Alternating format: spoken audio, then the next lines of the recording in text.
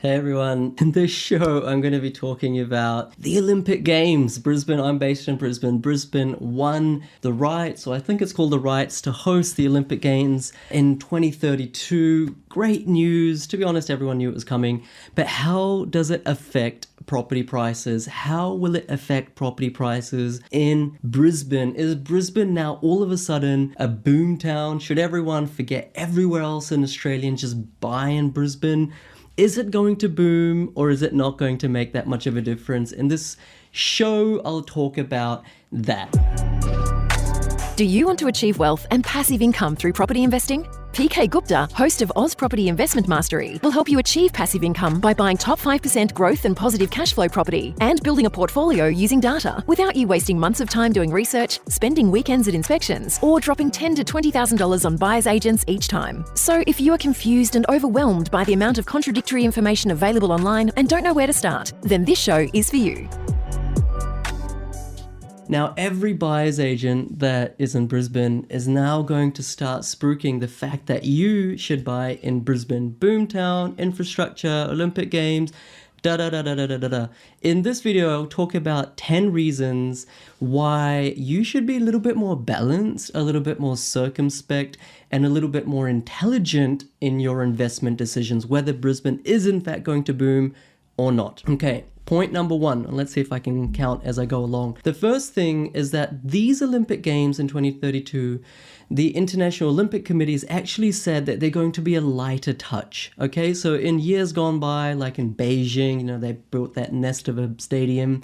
In Sydney, one of my favorite Olympic Games, they built these huge, grandiose, extravagant events, big buildings, big stadiums, big fanfare. The Olympic Committee has very purposely said that Olympic Games from here on in will be a little bit more, not tame, but a bit more balanced, a little bit more circumspect, a little bit more easier for the host city to manage, because they were really expensive things, and actually there weren't many bidders for these Olympic Games, the one that Brisbane won. And I'm not saying that's the reason Brisbane won, but that just goes to show how much demand there is for having the Olympic Games in your home city. It's an expensive affair. Oftentimes there's no NPV, there's no profit, there's no actual return on investment if you think about it purely from a dollar-to-dollar perspective. Now, that may not make sense to you, but that's the reality. And that's why not many cities actually bid for the Olympic Games anymore.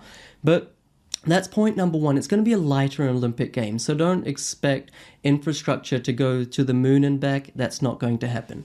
Second point is that it's actually going to be spread all over Queensland, or at least southeast Queensland. So it's not actually that Brisbane is going to be the only place that hosts events, all the way down to Gold Coast, all the way west to Townsville. They're actually even saying all the way up, not only Sunshine Coast, but all the way up to Cairns. So it's going to be diverse or dispersed, right? It's not going to be concentrated in one city, which naturally means that the infrastructure upgrades, the infrastructure spend will also be more dispersed, right? And that means that that benefit is not epicentered in Brisbane, but is scattered across Queensland. So that, if you're saying I'm going to buy in Brisbane because there's all this infrastructure going to go in, actually that argument holds true for much of Queensland then, according to that logic. Number three, now they've said, Adrian Skinner, the mayor of Brisbane, said they're going to spend $8 billion on infrastructure. Now that includes all sorts of secondary services, and every time a public agency or a local government or national government or state government say anything like that, it's always exaggerated, and he's already including in that figure stuff that was already going to happen, right? Stuff that was already going to happen, like the metro line, like Victoria Park, a few other things like that. So, that's not true increased infrastructure spend.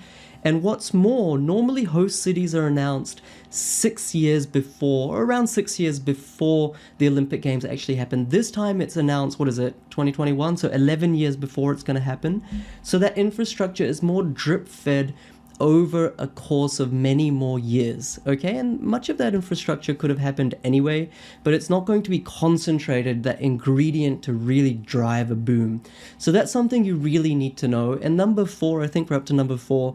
The number 4 point that you really need to know is that actually even Anastasia Palaszczuk, state premier for Queensland, has said that much of the infrastructure we already have, like much of what we need in terms of things like stadiums, we already have. Like, they're not going to build a new Gabba. They're just going to repurpose the Gabba. Now, the Gabba is a pretty modern stadium. I don't know how much repurposing it needs. Maybe a lick of paint, much like a reno job on a house. I'm sure they're going to do some stuff, right? But this is not like Barcelona, where they effectively built a city around the Olympic Games in 1996. So that's another thing that, when people are amplifying the importance of the Olympic Games, especially people who want you to buy property in Brisbane because they have vested interests in getting you a property in Shayla Park or in that Logan area or Ipswich area, they're settling you a brand new duplex or a house and land package or apartment or townhouse, or buyers agents who focus on Brisbane. Someone with a vested interest, you got to take these points and really balance all that out, guys. All right. Number 5 is that if you're saying, PK, look, you're being awfully negative, you're being awfully pessimistic, I think that you're undercooking what's about to happen. Number 5 is that you might be thinking population will surely grow, right? Like all this media attention, it's going to become a world city like Sydney did in year 2000. It's going to attract so much more migration internationally, locally, interstate. Brisbane's going to boom from a population perspective. Let me tell you that of the last 10 years, 2010 to 2020, Brisbane actually had the second largest population growth out of all capital cities in Australia. Okay, so that population is not a new phenomenon, is not a new notion for Brisbane. It's already happening. And what have prices done in the last 10 years, or at least before January this year? They have gone up 18%. In Brisbane, freestanding houses have gone up 18%, from January 2010 to January 2020.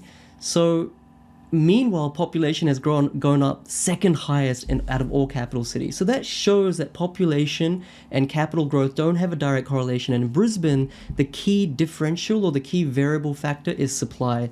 They built so many new houses up north, past North Lakes, down south, past Beenleigh or Logan area, out west around that Springfield Lakes area, that supply has soaked up that additional population demand. Okay, so guys, don't forget the supply story. It's quantifiable. There's data factors where you can figure that out. And just because there's Olympic Games and population increases doesn't mean that automatically people can ignore the supply side of the story when it comes to housing booms. All right. That was number 5. Number 6, here's something that I've talked about before on these episodes, on these videos. I'll say it again. In year 2000, leading up to year 2000, from 1997, 1998, 1999, year 2000, Melbourne actually grew at a faster clip than Sydney. So, you're thinking, all right, well, Sydney had the Olympic Games, surely it would have gone up the most. Melbourne actually grew at a faster clip than Sydney. Okay, so, there are other factors, both microeconomic and macroeconomic, that impact property markets more so than just having the Olympics. And you might say that, well, actually, logic would say that the previous Olympics Australia had in Sydney, they were a much bigger or grandiose affair than what Brisbane's going to experience. And even that, even then, Sydney didn't outperform Melbourne. So what to speak of now with respect to Brisbane? And I live in Brisbane. I want it to boom from a property perspective to some extent. I don't want to cause social issues, but, it's in my interest. But these are the facts. You can't get away from the data, regardless of whether you're having the Olympic Games or not. Point number 6 or 7, I can't remember what we're up to. Barcelona. Now, Barcelona prices in 1996, when Barcelona hosted the Olympic Games, I think it was 96, they had an amazing opening ceremony. I remember it. I was a little kid. Their property prices grew well over 100% leading up to the Olympic Games. But that was genuinely because the city changed, right? Before 1996, Barcelona wasn't even on the map. They didn't even have a public transport system. They didn't even have a stadium of that kind of stature. They didn't really have a huge presence in Europe, right? In Spain, you have Madrid. That was always the largest city. That was always the more world city, you could say, as opposed to Barcelona. So, You can't just say that because previous Olympic cities have had booms that Brisbane will have a boom. Each city is starting from a different baseline. Brisbane is already a large city. For those of you in Sydney, Melbourne, I know that's most of you will be watching or listening to this. We're not an old country town up here anymore. We're already a large city, all right, as much as you don't probably know that. So, Barcelona had this huge improvement opportunity. Brisbane, is this improvement opportunity, but not as much as Barcelona back then. All right, that was point number 6 or 7. Next point is that this Olympic Games is still 11 years away. All right, when you're a property investor, if you genuinely, sincerely want to build a property portfolio, if you really want to, build a 6-figure passive income, let's say, then you're not investing just for growth after 10 years. You're investing for growth in the first 6 months, in the first year, in the first 18 months, in the first 2 years. The litmus test, I've always said this, the litmus test or the barometer of whether your investment property has been strong or not, has been a good property or not, is your ability to draw equity out of that within a year or 2 or maximum 2.5 years and buy another property. So short-term growth is always the name of the game. Long-term, if you look at the data, I've shared that with you before, basically everywhere does well. All the capital cities, including regional cities actually, perform at about 5 to 6 to 6.5 to 7% over a 10, 20, 30-year period. That's the facts. Long-term, it's not, there's not much science that goes into it. Short-term is where you really need to understand the data science, and that is where portfolios are grown. That impact of compounding, the mathematical formula of compounding, you need that growth initially to take equity, buy again and again and again, so that future growth can happen on a baseline of higher growth in the short term. So from a fundamental, boring property investment principle perspective, we should ignore this Brisbane Olympics altogether because the short-term data hasn't changed. It will remain the same. Short-term data is what leads to long-term passive income so that you can leave your work or at least have the option to. And the Olympic Games is not really going to impact that.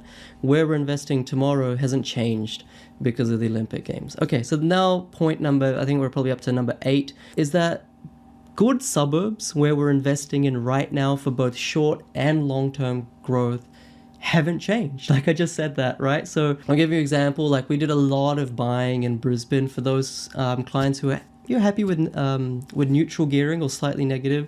We generally want positive gearing, but some clients are happy with neutral, like around the Ferny Hills area.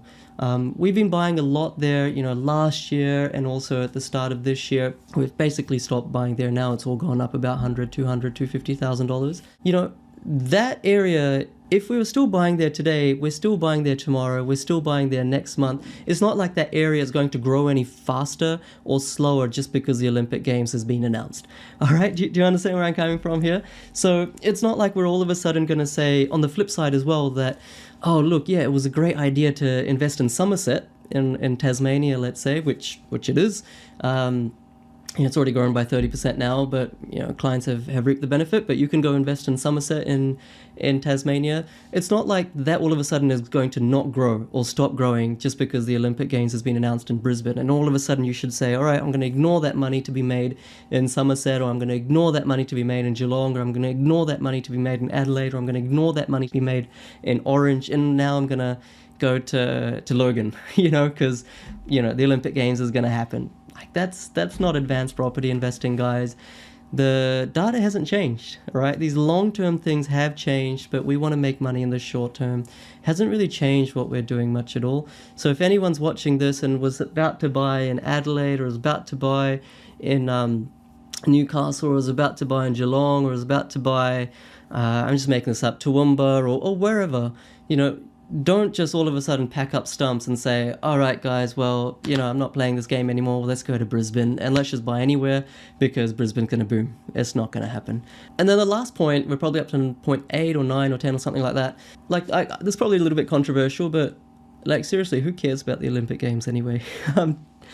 right? Like when we were kids, we would romanticize about the Olympic Games. We used to, huddle up all together for the 100-meter final and for the sprint, and with Michael Gatlin, and the 400-meter run by Michael Jordan and Michael Johnson golden boots, and for like Michael Phelps, and the key sort of events. But in the last Olympic Games, and even the ones before that, I noticed that at least my friends and family and work colleagues when I used to work, they weren't so into it, especially, and not even the last one. And so I think the popularity of the Olympic Games, with the onslaught or the onboarding of social media and the consciousness and the psyche of people, that instant gratification, the Olympic Games don't hold their weight, so to speak, as much as they used to. So I think by the next 11 years, that slippery slope of the Olympic Games fading in popularity will exacerbate. And I don't think it's even such a big deal anymore. Like the Soccer World Cup is more popular, of course, and it always has been, than even the Olympic Games. And I think other sports are more important than the Olympic Games. I mean, ask yourself right now, like with the Tokyo Olympic Games, I even forgot that it was even happening. Like, how many of you are actually going to be glued to your TV screens or whatever device you're watching it on, and going to be transfixed in every medal and every achievement, whether it's Australia or other people achieve? It's good to, be patriotic and nationalistic and, be proud of what our athletes are achieving. But I think that shine or that veneer isn't as bright as what it was, and let alone in 10 or 11 years time. So that's kind of a personal opinion. That's not data driven, but that's kind of my sense on where the world's going. Feel free to disagree. If those are about 10 points, I think, of why I think, Olympic Games is better than no Olympic Games in Brisbane, for Brisbane's property market, right? A/B testing. A is Olympic Games in Brisbane. B, no Olympic Games in Brisbane. The impact on property market. A obviously beats B, right? Of that, there's no doubt. But does it really influence our property investment decisions right now? Does it mean that we should look at Brisbane over another city right now? Does it mean that we pack up stumps and fundamentally change our property strategy? And importantly, does it mean that we fold and we now concur with all these property spruikers, of which there are no more in any other city than in Brisbane, because of the whole affordability thing and all that stuff? I've talked about it on previous videos. Does it mean that we succumb to that? No. All right, I want you guys to be educated. I want you guys to follow the data. This is a very unorthodox and a very probably controversial episode or video that you're probably watching or listening to right now from me. Most commentators are probably going to say a different thing. I don't know, but these are my thoughts based on data, based on looking at how previous Olympic Games have impacted cities. Hopefully this was actually adding value to your lives. I'm always thankful and very grateful, very honored that you actually give me your attention. Attention is the biggest currency in the world right now. I'm very grateful. Thank you so much, guys, and I wish you all the best. See you later.